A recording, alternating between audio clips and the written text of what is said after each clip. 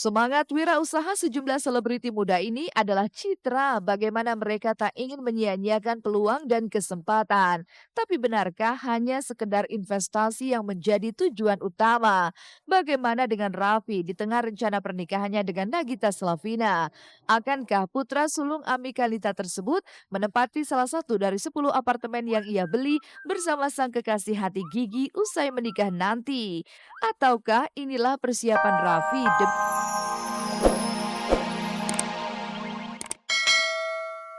Dia seneng, excited, tapi panik juga, ya kan namanya belum pernah. Semua orang tuh pasti kalau, mmm, bantuin orang yang punya hajat lebih lebih tenang ya, lebih senang, lebih tenang. Tapi kalau untuk diri sendiri, pasti lebih panik, apalagi belum pernah gitu kan. Fahri udah, mau menikah dengan pilihannya gitu ya.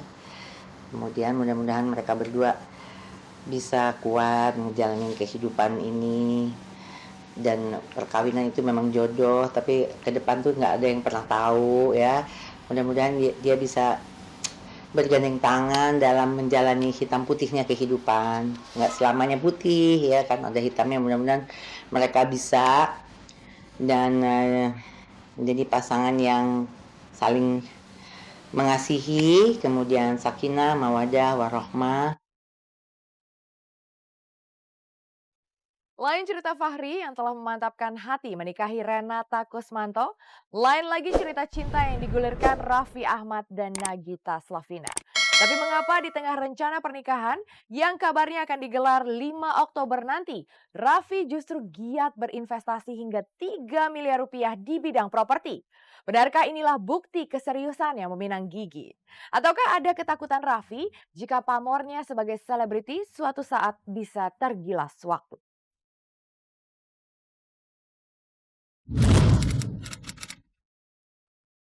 Dan tentang cinta Raffi dengan Nagita Slavina hingga saat ini terus bergulir sejumput pertanyaan kapan kiranya pasangan ini akan melangsungkan pernikahan mereka. Tapi di tengah ketidakpastian itu bahwa keduanya akan menghelat pernikahan 5 Oktober nanti, Raffi justru sibuk berinvestasi di bidang properti. Tidak tanggung-tanggung, Raffi menggelontorkan dana hingga 3 miliar rupiah untuk memborong 10 apartemen di kawasan Serpong, Tangerang. Dan tidak sendiri, Raffi juga menulari sejumlah selebriti lainnya dengan investasi serupa. Lalu apa yang membuat Raffi menularkan investasi yang dibidiknya ini kepada sejumlah selebriti tersebut? Gue, Irwansyah, Billy, Edric lagi pada mau belanja apartemen. Gaya banget gaya belanja apartemen. Pengen belanja apartemen 5. 5 dia beli. Biarpun honor saya 500.000 tapi pengen belanja apartemen di sini 5. Enggak, jadi ini ada teman-teman kita. Ini Pak Endi namanya. Hai. Jadi teman-teman kita, jadi kita mau sama-sama bisnis di properti supaya mencari bisnis yang properti kira-kira memang di daerah Serpong ini kan bagus ya. Berkembang. Berkembang. Jadi kita mencari untuk sesuatu yang bisa nabung di masa depan. Gue sama teman-teman, jadi kita selain gaul juga sama-sama lah kalau ada satu peluang bisnis yang baik. Duka semua kita bersama. Oh, itu kan Kebersamaan. kebersamaan. Ini sih dari teman-teman kayak kita nih, teman-teman main, kita juga sering membicarakan bisnis apa aja yang bisa jadi duit untuk masa depan, ya nggak? Properti kan paling oke ya. Betul. Ini banyak banget di daerah Serpong, terus di daerah mana lagi? Di Casablanca, Kuningan ya, Kuningan. Casablanca, Di luar. di Bali. Jadi kita sentuh sip nih. Nah dia dulu kuli bangunannya, tapi udah kaya nih, jadi gini sekarang. Nah. Merentang harapan jauh ke depan, Raffi dan kawan-kawan rupanya ingin mendapat keuntungan dari investasi mereka ini. Meski tak sedikit biaya yang harus dikeluarkan, tapi siapa tahu di masa akan datang aset mereka ini akan membuahkan hasil yang jauh lebih menggiurkan. Tapi tak tertutup kemungkinan bahwa bisnis ini juga bisa membuat mereka buntung. Lalu seberapa yakin mereka dengan investasi seperti ini? Apa pula yang membuat mereka seolah berduyun-duyun melirik bisnis properti? Benarkah berinvestasi dalam bentuk properti tengah marak di dunia selebriti? Jadi kan kita tuh harus membudayakan hidup menabung alias nyimpen yang memang nanti buat ke depannya. Kalau aku kan udah ada anak, jadi mau nyimpen-nyimpen siapa tahu nanti dia kuliahnya di deket sini, jadi kan bisa. Udah ada tempat dan mumpung kalau misalnya lagi opening gini kan harganya murah. Ini gara-gara si Raffi nih, ngojok-ngojokin. Raffi tuh kalau nggak salah beli 12 apa 15 gitu, kayaknya mau dibikin kandang ayam. Atau mungkin dia entar habis nikah mau tinggal di sini, terus dibobol semuanya, jadi rumahnya panjang gitu. Karena Raffi yang pertama Dia yang langsung punya. bilang, "Gue beli apartemen." Gue beli 10. Buset, kenapa gitu kan kita nanya, iya karena tuh di sini Tempatnya yang berkembang dia nunjukin tempatnya. dan harganya juga terjangkau gitu dan cicilannya juga pokoknya menarik lah. Ambil apartemen ini seberapa biji? Saya 2. Ngambil 2. Saya ngambil 5. 5. Biar bayaran honor saya di 500.000, saya ngambil 5 di sini. 5 apartemen. 5 apartemen. Terus bayarnya gimana? Kan investasi katanya ke depannya bagus. Kan kalau buat bayaran orang nggak kaya. Oh iya. Minta sama Olga. Oh iya benar. Pas bayarin, satu belum bayar. Sama aja dong, bukan duit lu. Berarti bukan apartemen lu. Nanti kalau udah lunas, gue balikin. Itu investasi ke depannya kan lebih bagus.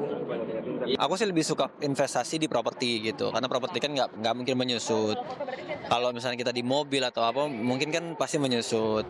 Jadi dan apartemen ini kan bukan apartemen yang mahal banget gitu, dia murah tapi bagus dan dekat sama kampus. Nanti pas jadi 2018, 2017 itu kampus-kampus semua diarahin ke sini ke Serpong. Jadinya ini bisa bisa kita sewain, bisa kita bisa kita jual kayak gitu-gitu. Semangat wirausaha sejumlah selebriti muda ini adalah citra bagaimana mereka tak ingin menyia-nyiakan peluang dan kesempatan. Tapi benarkah hanya sekedar investasi yang menjadi tujuan utama? Bagaimana dengan Raffi di tengah rencana pernikahannya dengan Nagita Slavina? Akankah putra sulung Ami Kalita tersebut menempati salah satu dari 10 apartemen yang ia beli bersama sang kekasih hati Gigi usai menikah nanti? Ataukah inilah persiapan Raffi demi menyongsong hari membangun kerajaan cinta? Banyak sih sekarang yang gue kerja itu banyak dari investasi di properti, sekarang ada juga di production house, semuanya juga bisa menguntungkan, tapi berbeda tata cara untuk kembali uangnya. Semuanya ada resiko, semua bisnis itu ada resiko. Tapi gimana caranya kita mengambil bisnis yang minimalis banget deh untuk ke resikonya. Kayak sekarang, kayak saya misalnya ambil properti, misalnya ambil daerah Serpong, daerah Tangerang, daerah bukan di tengah-tengah kota lagi, memang harus ke samping kota, tetapi di pinggiran kota yang nantinya akan menjadi pinggiran kota itu menjadi kota sendiri. Enggak lah, kalau daerah-daerah sini kita bisa jadikan second home, bisa jadikan juga sewa-sewain ke orang-orang yang memang mau, kan ini banyak universitas di sini. Belum ada persiapan apa-apa, jadi kemarin di berita-berita gitu mungkin karena ya orang teman-teman di acara ngeledek-ledekin, sebenarnya masih belum nantilah kalau emang ya doain aja yang paling terbaik gitu. Tapi udah. Bukan tidak mungkin apartemen di kawasan Serpong itu dijadikan sebagai tempat persinggahan bersama keluarga kecilnya kelak. Dan ketika Raffi membantah bahwa ini merupakan pembuktian diri terhadap Gigi, alasan apa kiranya yang benar-benar membuat pesohor satu ini tergerak hatinya melirik dunia bisnis? Benarkah Raffi takut jika masa kejayaannya yang kini tengah menjulang perlahan bisa saja menghilang? Apalagi di keartisan kan kita nggak pernah tahu sampai kapan ini, kita syukur-syukur masih laku, syukur-syukur masih dipercaya terus. Sekarang kita mencoba untuk nabung ya nabung, tapi juga ada investasi juga. Kalau nabung kan uangnya nggak bertambah. Kalau kita investasi itu bisa menambah dari 50, 100%, 200%, 300%, bahkan ada yang 500%. Tapi jarang sih yang 500%. Yang 200%, 100% itu aja udah bagus. Alangkah baiknya kita untuk investasi biar nanti di masa tua kita nggak terlalu capek gitu.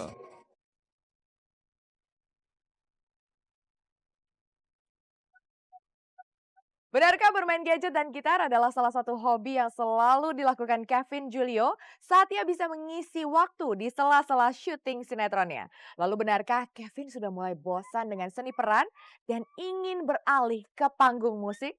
Nantikan kisahnya sesaat lagi.